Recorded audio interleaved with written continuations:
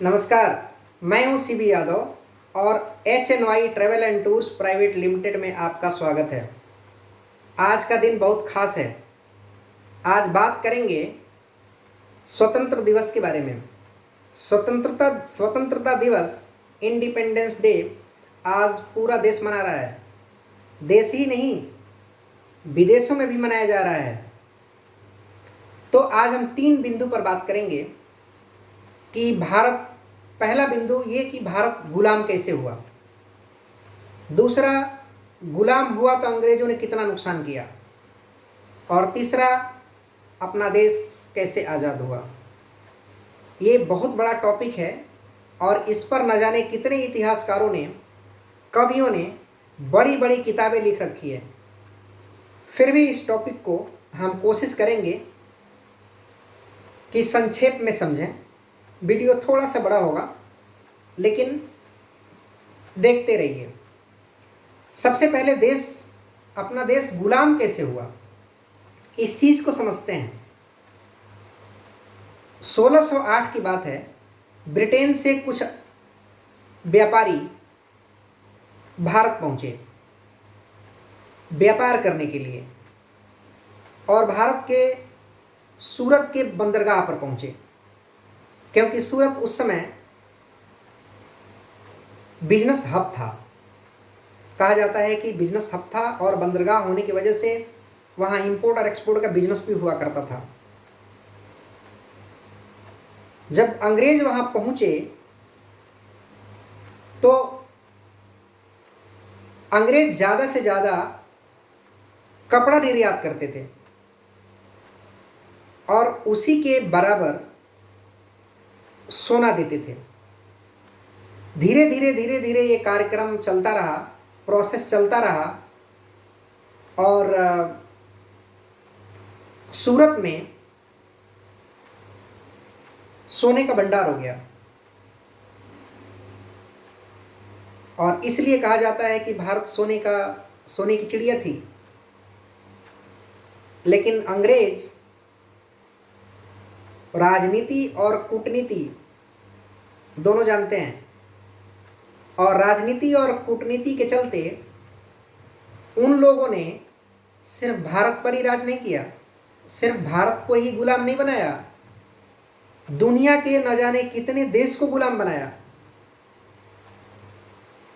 इसी पॉलिसी पर, इसी नीति पर चलते थे कि हम बिजनेस करने आपके देश में आए हैं और वहां पहुंचने के बाद वहाँ के नियम और कानून को देखते हुए, वहाँ के शासक को देखते हुए कूटनीतिक तरीके से गुलाम बना लेते थे। तो जब वहाँ पहुँचे सूरत में तो मुगल शासक थे, मुगल का शासन चल रहा था। जहांगीर वहाँ के राजा हुआ करते थे और वो भाप लिए थे अंग्रेज कि जहांगीर को इंग्लिश नहीं आती है, अंग्रेजी नहीं आती है। फिर अंग्रेजों ने एक एग्रीमेंट पर साइन करवा ली जहांगीर से और जब वो एग्रीमेंट पर साइन हो गया तो अंग्रेजों ने जगह जगह फैक्ट्रियां खोलना चालू कर दी और व्यापार को बढ़ाने लगे। धीरे धीरे व्यापार को बढ़ाने लगे और बढ़ाते हर जगह अतिक्रमण करने लगे और सफल भी रहे। सूरत से 900 जहाज लंदन भेजे थे अंग्रेजों ने और उस जहाज पर क्या लदा था? सोना लदा था। अभी हम आपको बताए हैं कि सोने की चिड़िया कही जाती थी, भारत को सोने की चिड़िया कही जाती थी। 900 जहाज, 1-2 जहाजें नहीं, 900 जहाजें सूरत से लंदन भेजे थे जिसमें सोना भरा हुआ था। इतना लूटा उन लोगों ने, इतना अतिक्रमण किया। यही नहीं रुके, उन्होंने एक कानून लाए। वो कानून जब लाए तो विरोध प्रदर्शन होने लगा और उसी विरोध प्रदर्शन में जालियांवाला कांड भी है। जालियांवाला कांड में कम से कम 25,000 प्रदर्शनकारी 25,000 क्रांतिकारी उसका विरोध कर रहे थे। और उस समय एक ऑफिसर था, वो बड़ा क्रूर ऑफिसर था, उसका नाम था जनरल डायर। जनरल डायर ने गोलियां बरसा दी 25,000 क्रांतिकारियों के ऊपर, 25,000 प्रदर्शनकारियों के ऊपर, और उसमें कम से कम 2,000 से 3,000 लोग मारे गए, 2,000 से 3,000 लोग शहीद हुए। इस चीज को देखते हुए ये 1919 की बात है, जालियांवाला कांड। ये घटना जो है जालियांवाला कांड के नाम से प्रचलित हुआ और देश में बहुत हाहाकार मच गया। इसी चीज को देखते हुए महात्मा गांधी ने 1920 में असहयोग आंदोलन चलाए। असहयोग आंदोलन इसी जालियांवाला हत्याकांड का एक रूप था। असहयोग मतलब हम सहयोग नहीं करेंगे अंग्रेजों का, हम भारतीय अंग्रेजों का सहयोग नहीं करेंगे, क्योंकि हमारे ही सहयोग से अपना साम्राज्य फैला रहे हैं और हमारे पर राज कर रहे हैं और हमको गुलाम बना के रखे हैं, तो हम उनको सहयोग ही नहीं करेंगे।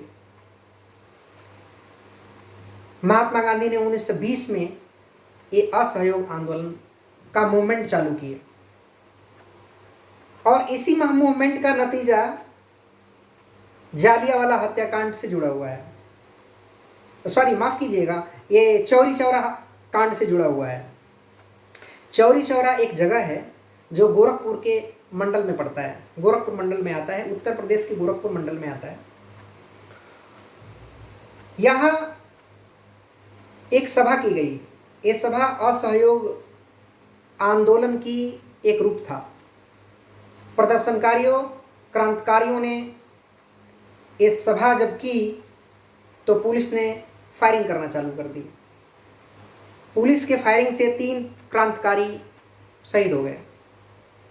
इस चीज को देखते देखते प्रदर्शनकारियों, क्रांतिकारियों में गुस्सा आई और उन लोगों ने थाने को घेर लिया, चौरी चौरा के थाने को घेर लिया और आग लगा दी। उसमें 22 से 23 पुलिसकर्मी मारे गए। उसमें बहुत सारे क्रांतिकारियों की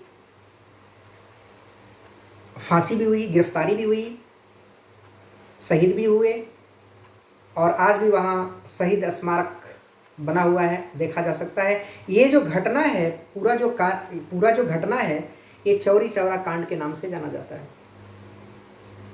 लेकिन ये घटना महात्मा गांधी को इतना आहत किया कि उन्होंने ये निश्चय किया कि मैं असहयोग आंदोलन मूवमेंट को आगे नहीं बढ़ाऊंगा। उन्होंने निश्चय कर लिया कि इसको अब रोक देंगे हम, और निश्चय कर लिया, रोक ही दिए। ये आंदोलन रुक गई, ये असहयोग आंदोलन रुक गया, बंद हो गया, आगे मूवमेंट इसका नहीं चल पाया। तो क्रांतिकारियों ने सोचा कि ये असहयोग आंदोलन से काम नहीं चलेगा, अभी हथियार उठाना पड़ेगा अंग्रेजों के साथ, अंग्रेजों के सामने, और हथियार से लड़ना पड़ेगा। लेकिन हथियार खरीदने के पैसे नहीं क्रांतिकारियों के पास। तो उन्होंने एक योजना बनाई। योजनाबद्ध तरीके से एक ट्रेन सहारनपुर से लखनऊ आ रही थी। उस ट्रेन में सरकारी खजाना था। सरकारी खजाने को काकोरी रेलवे स्टेशन पर ट्रेन को रोक दी गई और खजाने को अपने कब्जे में कर लिए क्रांतिकारी। ज़्यादा क्रांतिकारी नहीं थे, 8-10 क्रांतिकारी थे, जिसमें चंद्रशेखर आज़ाद, राम प्रसाद बिस्मिल वगैरह वगैरह कई क्रांतिकारी प्रदर्शनकारी थे। उसमें कई व्यक्ति की गिरफ्तारी भी हुई, फांसी भी हुई। लेकिन ये जो घटना थी, इस घटना को काकोरी कांड के नाम से जाना जाता है। ये काकोरी ये भी उत्तर प्रदेश में ही आता है और उत्तर प्रदेश का जो राजधानी है लखनऊ, लखनऊ से कुछ 20-25 किलोमीटर के दूरी पर है काकोरी रेलवे स्टेशन। लेकिन यहाँ के उत्तर प्रदेश के तत्कालीन मुख्यमंत्री योगी आदित्यनाथ ने इसका नाम चेंज कर दिया है। इसका नाम काकोरी ट्रेन एक्शन कर दिए हैं। अब इसका नाम काकोरी कांड नहीं रहेगा, काकोरी ट्रेन एक्शन रहेगा, क्योंकि उन्होंने प्रदर्शनकारियों की सराहना की कि ये बहुत अच्छे काम किए, इसलिए ये कांड नहीं हो सकता, ये एक्शन है। इसके लिए इसका नाम बदलकर काकोरी ट्रेन एक्शन कर दिया गया है। अब इसमें राम प्रसाद बिस्मिल को जब अदालत लेके जाया गया तो राम प्रसाद बिस्मिल एक बहुत बड़ा क्रांतिकारी थे, बहुत बड़ा कवि भी थे। तो उन्होंने वहीं एक कविता लिखी और कविता मैं सुनाता हूँ आपको, दो लाइन। सरफरोशी की तमन्ना अब हमारे दिल में है, सरफरोशी की तमन्ना अब हमारे दिल में है, देखना है जोर कितना बाजुए की तिल में है। ये उनकी कविता है और ये बहुत फेमस हुई, क्रांतिकारियों की जुबान पे आ गया और बाद में ये मूवमेंट चलता रहा। इसके बाद न जाने कितनी प्रदर्शन हुए। बाद में 1942 में एक नारा दिए महात्मा गांधी और उस नारा का नाम है अंग्रेजों भारत छोड़ो। जनसैलाब आ गया अंग्रेजों भारत छोड़ो 1942 में, और उसी समय दूसरा विश्व युद्ध चल रहा था। दोहरा मार पड़ने की वजह से अंग्रेजों ने ये निश्चय किया कि अब भारत छोड़ना पड़ेगा, और छोड़ना क्या पड़ेगा, छोड़ने के लिए निश्चय कर दिया। और आज ही के दिन 15 अगस्त 1947 को अंग्रेजों ने पावर ट्रांसफ़र किया और देश आज़ाद हो गया। तो ये एक संक्षेप में एक बताने की मैं कोशिश किया। ये वीडियो अगर अच्छी लगी हो तो कमेंट में बताएं, और ये वीडियो ज़्यादा से ज़्यादा अपने दोस्तों, रिश्तेदारों और बच्चे जो स्कूल कॉलेज में पढ़ते हैं उनको भेजें, क्योंकि उनको भी इतिहास जानना ज़रूरी है अपने देश के बारे में, क्योंकि आने वाले फ्यूचर हैं, भविष्य हैं वो देश के। और तब तक के लिए मिलते हैं नेक्स्ट वीडियो में, और तब तक के लिए धन्यवाद। जय हिंद।